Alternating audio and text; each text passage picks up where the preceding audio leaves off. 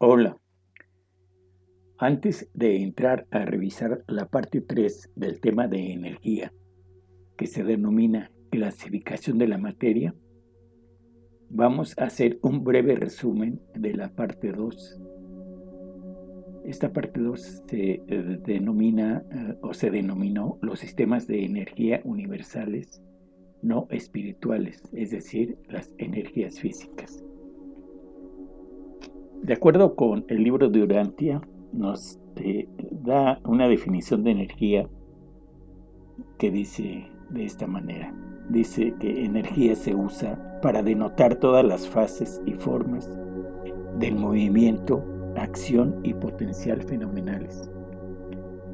En física, la energía se define como la capacidad para realizar un trabajo. En termodinámica se define como la capacidad de los cuerpos para realizar transformaciones en ellos mismos o en otros cuerpos.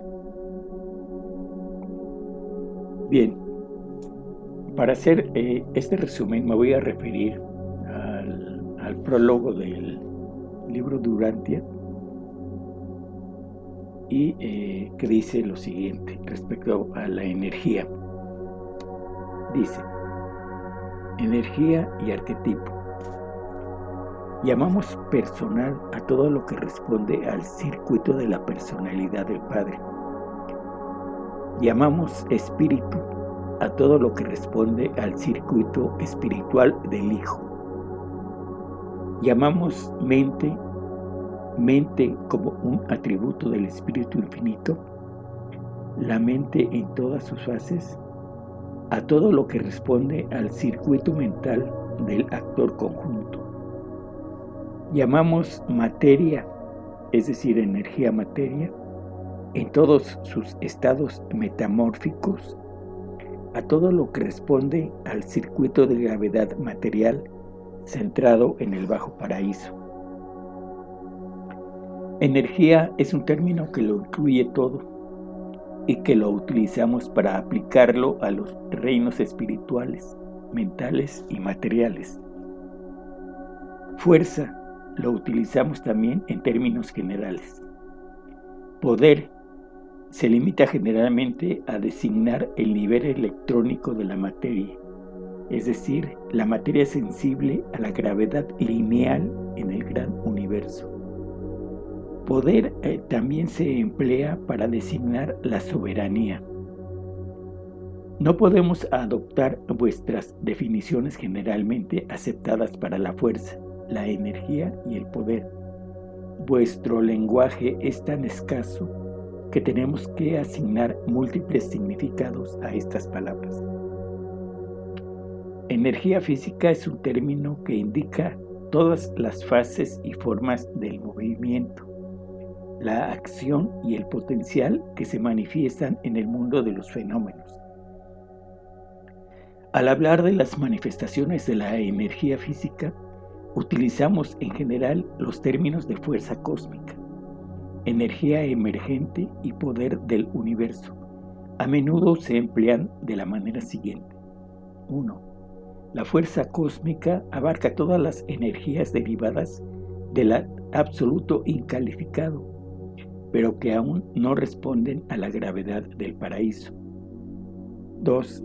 La energía emergente abarca a aquellas energías que son sensibles a la gravedad del paraíso, pero que aún no responden a la gravedad local o lineal. Es el nivel preelectrónico de la energía materia. 3. El poder del universo incluye todas las formas de energía que son directamente sensibles a la gravedad lineal, aunque todavía responden a la gravedad del paraíso. Es el nivel electrónico de la energía materia y de todas sus evoluciones posteriores. La mente es un fenómeno que implica la presencia y la actividad de un ministerio viviente, además de diversos sistemas de energía. Y esto es cierto a todos los niveles de la inteligencia. En la personalidad, la mente siempre media entre el espíritu y la materia. Por consiguiente, el universo está iluminado por tres tipos de luz: la luz material, la perspicacia intelectual y la luminosidad espiritual.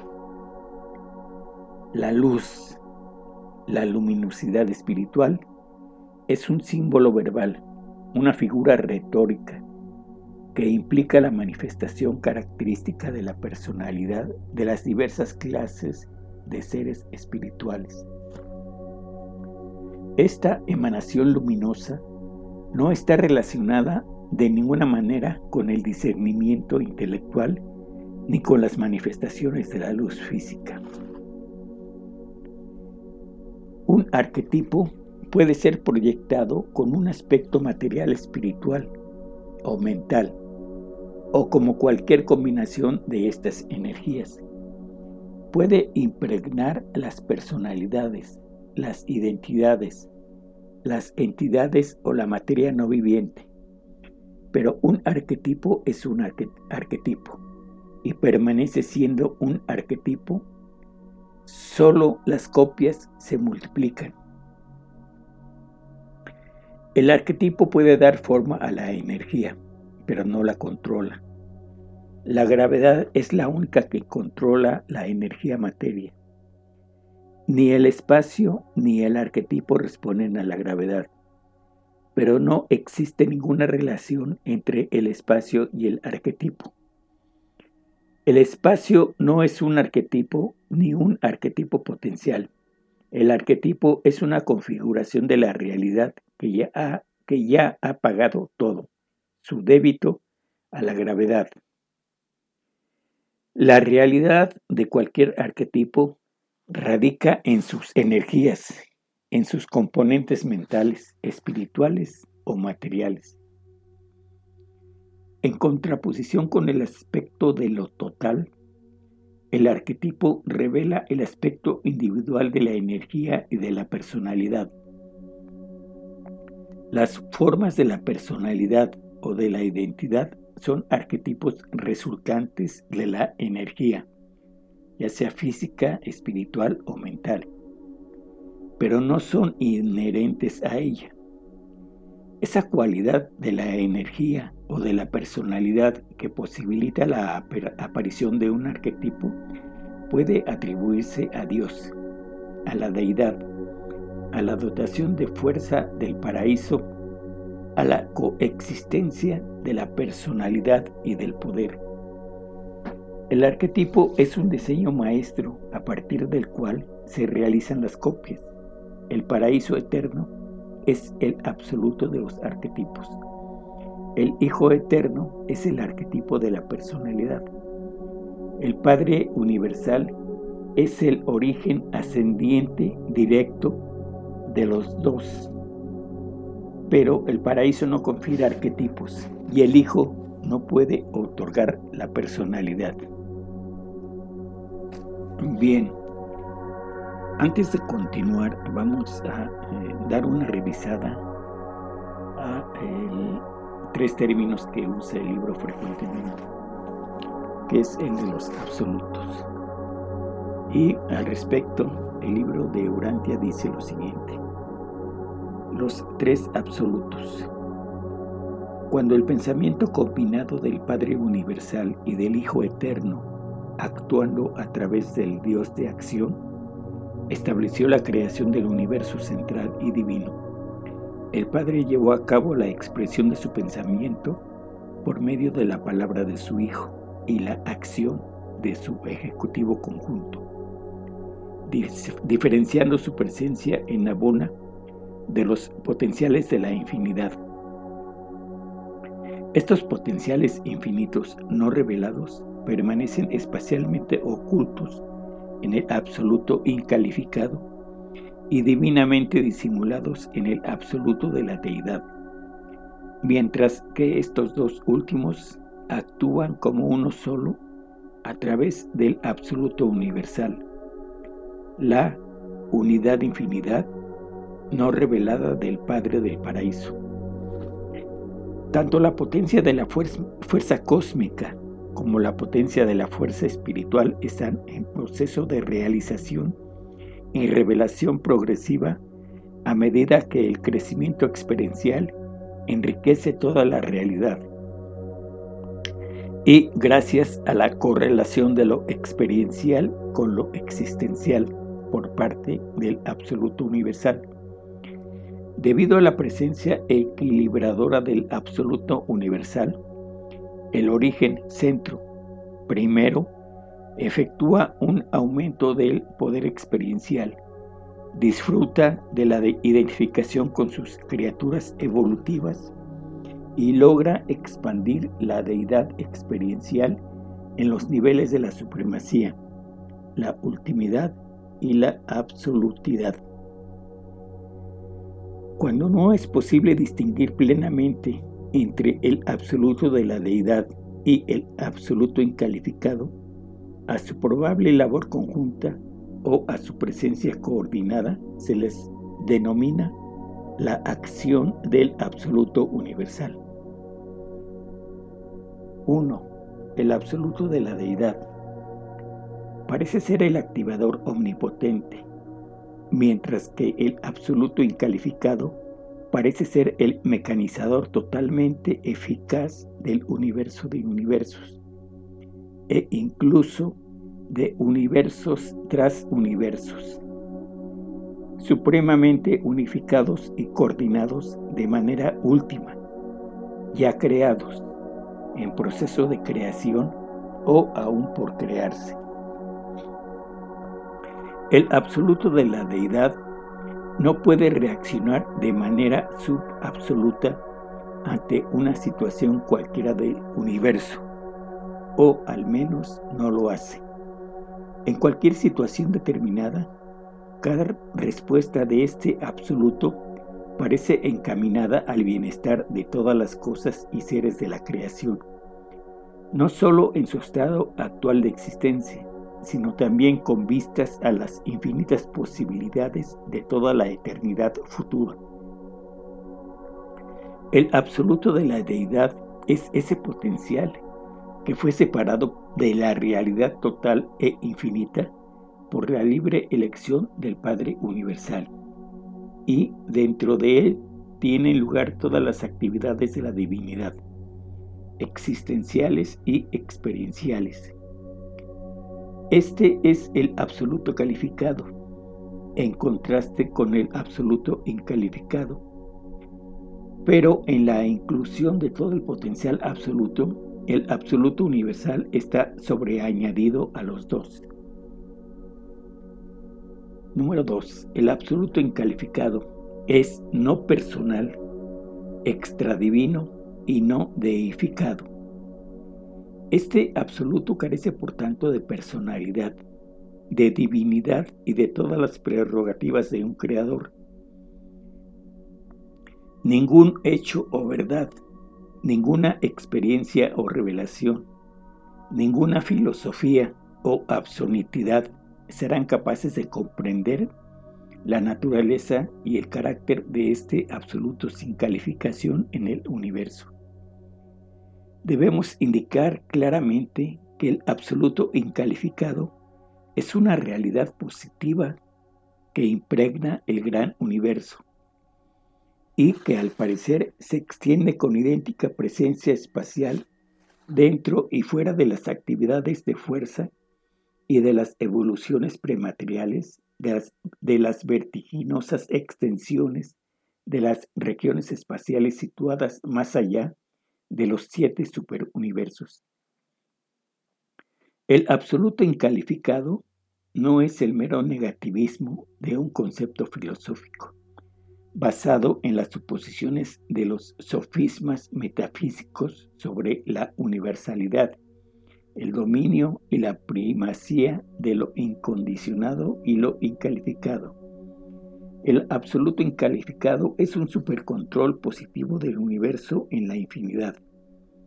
Este supercontrol es ilimitado sobre la fuerza y el espacio, pero está definitivamente condicionado por la presencia de la vida, la mente, el espíritu y la personalidad, y además está condicionado por las reacciones de la voluntad y los mandatos resueltos de la Trinidad del paraíso.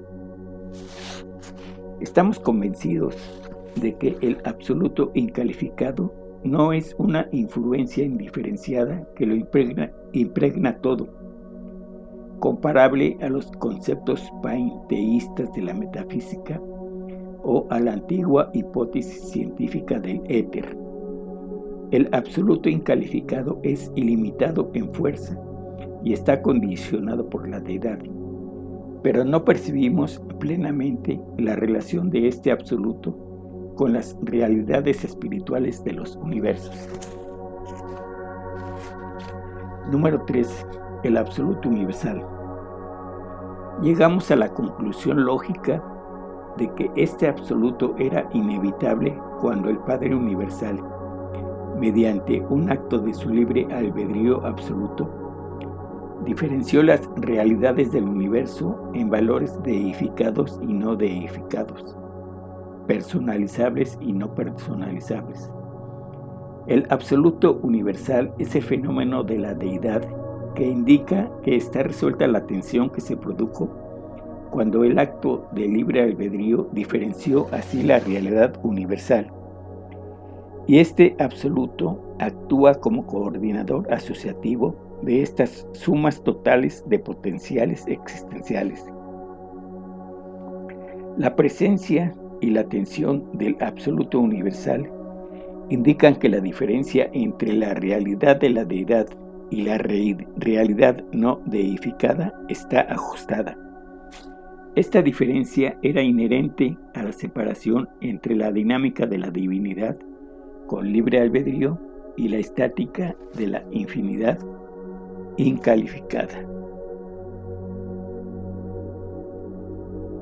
Recordad siempre que la infinidad potencial es absoluta e inseparable de la eternidad. La infinidad actual que aparece en el tiempo nunca puede ser más que parcial y por tanto debe ser no absoluta. La infinidad de la personalidad actual tampoco puede ser absoluta, excepto en la deidad incalificada. La diferencia entre el potencial de infinidad del absoluto incalificado y el del absoluto de la deidad es lo que eterniza al absoluto universal, haciendo de este modo cósmicamente posible tener universos materiales en el espacio y espiritualmente posible tener personalidades finitas en el tiempo. Lo finito solo puede coexistir en el cosmos con lo infinito, a causa de la presencia asociativa del absoluto universal, que iguala tan perfectamente las tensiones entre el tiempo y la eternidad, la finitud y la infinidad, el potencial de la realidad y la actualidad de la realidad, el paraíso y el espacio, el hombre y Dios. Asociativamente, el absoluto universal constituye la identificación de la zona de realidad evolutiva en progreso que existe en los universos del espacio-tiempo y del espacio-tiempo trascendido, donde se manifiesta la deidad subinfinita. Bien, ahora vamos a entrar en el tema de clasificación de la materia, tema número 3. La materia es idéntica en todos los universos, a excepción del universo central. La materia en sus propiedades físicas depende de las velocidades de revolución de sus componentes, del número y tamaño de las partículas que giran, de su distancia del cuerpo nuclear o del contenido espacial de la materia, así como también de la presencia de ciertas fuerzas que aún no se han descubierto en Urantia. En los distintos soles, planetas y cuerpos espaciales existen 10 grandes divisiones de la materia, a saber, 1. Materia ultimatónica. Estas son las primeras unidades físicas de la existencia de la materia, las partículas de energía que forman los electrones. Número 2. Materia subelectrónica. Esta es la etapa explosiva y repelente de los supergases solares. 3. Materia electrónica. La etapa eléctrica de diferenciación material, electrones, protones y varias otras unidades que participan en la constitución variada de los grupos electrónicos. 4. Materia subatómica. Materia que existe ampliamente en el interior de los soles calientes. 5. Átomos destruidos, que se encuentran en los soles en enfriamiento y en todo el espacio. 6. Materia ionizada. Átomos individuales que han perdido sus electrones exteriores, pero que están activos químicamente. Los han perdido debido a las actividades eléctricas, térmicas, de rayos X o de solventes. 7. Materia atómica. La etapa química de la organización elemental, las unidades componentes de la molécula o de la materia visible. 8. La etapa molecular de la materia. Materia tal como existe en Urantia en un estado de materialización relativamente estable bajo condiciones comunes. 9. Materia radioactiva. La tendencia y actividad desorganizadora de los elementos más pesados bajo condiciones de calor moderado y de menor presión de la gravedad. 10. Materia desintegrada. La materia relativamente estacionaria que se encuentra en el interior de los soles fríos o muertos. Esta forma de materia no es realmente estacionaria. Aún existe cierta actividad ultimatónica y aún electrónica, pero estas unidades están muy cercas unas de las otras y sus velocidades de revolución están grandemente disminuidas. La clasificación arriba mencionada de la materia pertenece a su organización y no a las formas de su aspecto ante los seres creados. Tampoco toma en cuenta las etapas preemergentes de la energía ni las materializaciones eternas en el paraíso y en el universo central.